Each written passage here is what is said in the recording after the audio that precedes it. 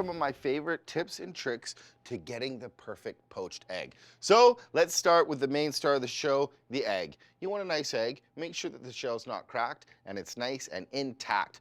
If you can, take your eggs out, get them at room temperature, and they'll cook more evenly. The number two thing is you need some water. You don't want it boiling, you just want it right before the boiling part. Another tip is put some vinegar in the water. The vinegar will help the egg white wrap around the yolk, and then you have a nice surrounded yolk and it stays nice and creamy. So another tip, put the egg in a teacup or a little plastic bowl. If you do it right out of the shell, there's chances that the yolk could break or you might get some shell in your poached egg. So just pop it on the cutting board and then put it into a cup or a little bowl, then it's ready for the water. So what I like to do is when the water's nice and warm, just swirl it around. You want to make a little bit of a tornado. And when the egg hits it, it wraps the white around the yolk. So once the water's turning, you can just gently put the egg in. Ready?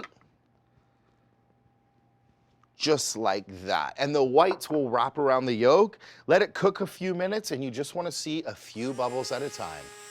So the last final tip I have for you for the perfect poached egg is remove it with a slotted spoon. The water falls off and then you can just pick up that nice gentle egg. And that's how it should look. Nice and plump.